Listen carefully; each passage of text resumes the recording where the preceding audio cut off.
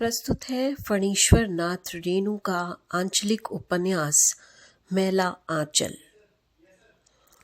मैला आंचल फणीश्वर नाथ रेणु का लिखा हुआ एक प्रसिद्ध आंचलिक उपन्यास है जिसकी कथा 2 भागों में 2 खंडों में विभाजित है।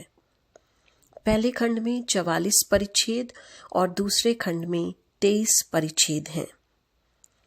मैला आंचल में 18 मुख्य कथाएं हैं और 78 गौण कथाएं हैं।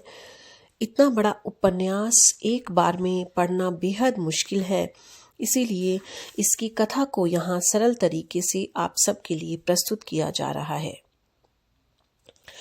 यह उपन्यास का सार उन विद्यार्थियों के लिए भी बहुत महत्वपूर्ण है जो MA हिंदी के प्रथम वर्ष प्रथम सेमेस्टर के विद्यार्थी हैं और जिनके पाठ्यक्रम में मैला आंचल लगा हुआ है। मैला आंचल फणीश्वर नाथ रेणु का लिखा एक आंचलिक उपन्यास है जिसकी कथा बिहार प्रांत के पूर्णिया जिले के मेरीगंज गांव की कथा है और लेखक ने इस गांव के खान पान से लेकर अशिक्षा, अज्ञानता, अंधविश्वास, उसकी भौगोलिक स्थिति, उसकी वेशभूषा, वहाँ के निवासियों की सभ्यता, संस्कृति, बोली, तीज, त्योहार, परंपराएं, धार्मिक और नैतिक संघर्ष, यहाँ तक कि राजनीतिक, धार्मिक और आर्थिक परिदृश्यों को भी समाहित किया है। यही नहीं, आंचलिक उपन्यास होने के कारण वहाँ के आस्था, विश्वास, रहन सहन, लोकगीत, लोक नृत्य, लोक भाषाएं, लोकोक्ति और मुहावरों का भी इसमें समावेश सजीवता से किया गया है। जैसा कि मैंने बताया कि इस उपन्यास की पूरी कथा बिहार राज्य के पूर्णिया जिले के मेरीगंज नामक गांव की एक कथा है और लेखक ने शुरुआत में, आरंभ में इस उपन्यास के जगह के बारे में ये उद्गार भी कहे हैं कि पूर्णिया जिले के एक और नेपाल और दूसरी ओर पूर्वी पाकिस्तान जो आजकल बांग्लादेश है, इसकी विभिन्न सीमा रेखाओं से इसकी बनावट मुकम्मल होती है। जब हम दक्षिण में संथाल परगना और पश्चिम में मिथिला की सीमा रेखाएं खींच देते हैं तो एक पिछड़े गांव को प्रतीक मानकर इस उपन्यास का कथा क्षेत्र बनाया गया है। तो अब यहाँ पर पहले खंड के पहले परिच्छेद का आरंभ करते हैं। प्रथम परिच्छेद की शुरुआत जो है सन 1942 के स्वतंत्रता संग्राम की पृष्ठभूमि से संबंधित इस घटना की सूचना देते हुए नाटकीय ढंग से किया गया है। यानी पहले परिच्छेद में जो कथा वस्तु आरंभ होती है वो यहाँ से होती है कि गांव में ये खबर तुरंत बिजली की तरह फैल जाती है कि मलेट्री ने बहरा चेथरू को गिरफ्तार कर लिया है और लोबिन लाल के कुएं से बाल्टी खोलकर ले गए हैं। तो ये अफवाह जो है गांव में फैलती है और यहाँ से उपन्यास को शुरू किया जाता है। प्रस्तुत घटना का स्पष्टीकरण करते हुए फणीश्वर नाथ रेणु ने दिखाया है कि सन 1942 के जन आंदोलन के समय इस गांव में यद्यपि फौजियों का कोई उत्पात भी नहीं हुआ था और न ही आंदोलन की कोई लहर ही इस गांव तक पहुंच पाई थी, तो भी जिले भर की घटनाओं की सूचनाएं अफवाहों के रूप में यहां पहुंचती रहती थी। यहाँ इस गांव में कई टोलियां हैं, कायस्थ टोली, राजपूत टोली, यादव टोली। तो यहाँ कायस्थ टोली के विश्वनाथ प्रसाद जो तहसीलदार हैं इस गांव के और एक रुतबा रखते हैं इस गांव में और एक बड़ा पात्र है इस उपन्यास का। तो कायस्थ टोली के विश्वनाथ प्रसाद तमता टोली के बिरंची को मलेट्री के सिपाही पकड़कर ले गए हैं, ऐसी खबर, ऐसी अफवाह भी फैलती है। और उनके जो विरोधी हैं ठाकुर राम कृपाल सिंह, वो बेहद खुश होते हैं कि इस बार तहसीलदारी का मज़ा निकलेगा। वे ये जानकर खुश होते हैं कि विश्वनाथ प्रसाद को मलेट्री वाले पकड़ कर ले जा रहे हैं।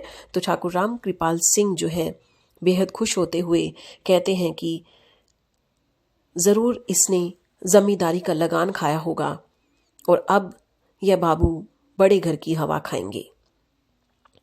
दूसरी ओर यह खबर जब गांव की यादव टोली को लगती है तो वे सारा का सारा दोष जो है बलिया यानी बालदेव नामक व्यक्ति पर सारा आरोप, सारा दोष लगा देते हैं और उसे गिरफ्तार कर लेते हैं और कहने लगते हैं हमें तो पहले ही पता था कि बलिया उर्फ बालदेव एक दिन सारे गांव को बंधवा देगा। तो इस तरह से यादव टोली के लोग जो हैं बालदेव को पकड़कर खुश होते हैं। ये अफवाहें इस गांव में आरंभ में फैलती दिखाई देती हैं। अब यह घटना गांव के विभिन्न वर्गों के लोगों में अनेक रूपों में फैल जाती हैं। कोई कहता है तहसीलदार को बंदी बना लिया गया है, पकड़ लिया गया है। कोई कहता है बालदेव पकड़ा गया है। कोई कहता है बहरा चेतरू गिरफ्तार हो गया है। तो इस तरह से अनेक रूपों में ये सारी की सारी खबरें फैल जाती हैं। और दूसरी ओर तहसीलदार विश्वनाथ प्रसाद जो हैं 1 सेर घी, 5 सेर बासमती चावल और 1 खस्सी यानी बकरा लेकर मिलिट्री वालों को डाली पहुंचाने यानी दावत देने के लिए पहुंच जाते हैं। तो वहां जाकर के उन्हें बाग में ठहरे हुए लोगों से ज्ञात होता है कि ये लोग कोई मिलिट्री से संबंधित नहीं है, अपितु डिस्ट्रिक्ट बोर्ड के आदमी हैं और पूर्णिया में एक मलेरिया सेंटर बनाने के संदर्भ में यहाँ आए हैं। तो ये सारे के सारे लोग जो डिस्ट्रिक्ट बोर्ड के आदमी हैं, पूर्णिया जो ज़िले है ये मेरीगंज गांव है, उसमें मलेरिया सेंटर बन रहा है, इसलिए ये लोग आते हैं। लेकिन गांव के लोग अज्ञानी हैं, अनपढ़ हैं, इन लोगों को मिलिट्री वाले समझ लेते हैं। तो वहाँ के लोग बताते हैं कि इस बाग की ज़मीन बहुत पहले मार्टिन साहब द्वारा डिस्ट्रिक्ट बोर्ड को दी जा चुकी है। इसी समय राजपूत टोली और यादव टोली के लोग भी वहाँ पहुँच जाते हैं। यादव टोली के लोग बालदेव के हाथ और कमर में रस्सियां बांधकर हो हल्ला मचाते हुए आते हैं और उन्हें आशा होती है कि हमने बालदेव जैसे स्वराजी को पकड़वा दिया है और वे प्रसन्न होते हैं और इनाम की उम्मीद कर रहे होते हैं। लेकिन यहाँ उन्हें इनाम की जगह केवल और केवल फटकार मिलती है। सियर प्रफुल्ल बैनर्जी को छोड़ने के लिए उनकी गाड़ी तक आते हैं। तो ये सारा प्रकरण जो है ये पहले परिच्छेद में घटित होता है। दूसरा जो परिच्छेद है उसका आरंभ पूर्णिया जिले में स्थान स्थान पर बनी हुई नील कोठियों के वर्णन से शुरू होता है।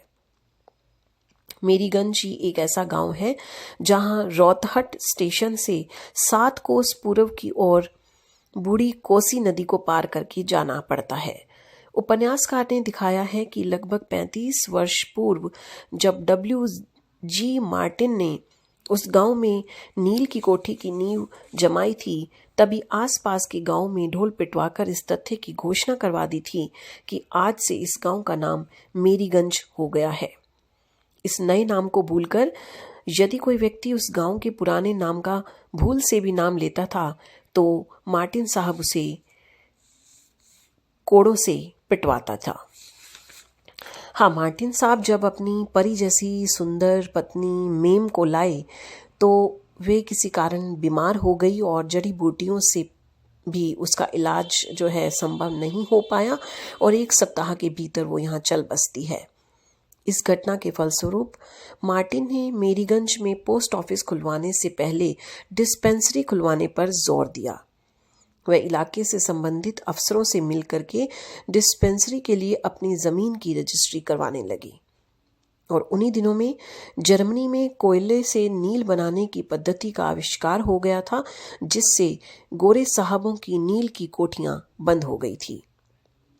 मार्टिन साहब को दोनों ही आघात लगे, एक तो मेम के जाने का और दूसरा नील बनाने की पद्धति जो है वो नए तरीके से विकसित हो गई थी और गोरे साहबों की नील की कोठियां बंद हो रही थी।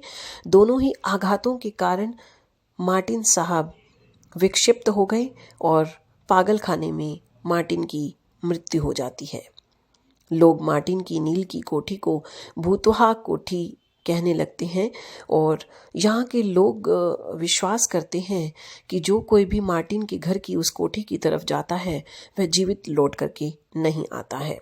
तो ऐसा अंधविश्वास जो है उस कोठी को लेकर के यहाँ मेरीगंज के लोगों में प्रचलित हो जाता है। मेरीगंज में सभी जातियों के लोग रहते हैं। वहाँ के राजपूत और कायस्थों में मनमुटाव चलता आ रहा है। मेरीगंज में ब्राह्मणों की संख्या कम है।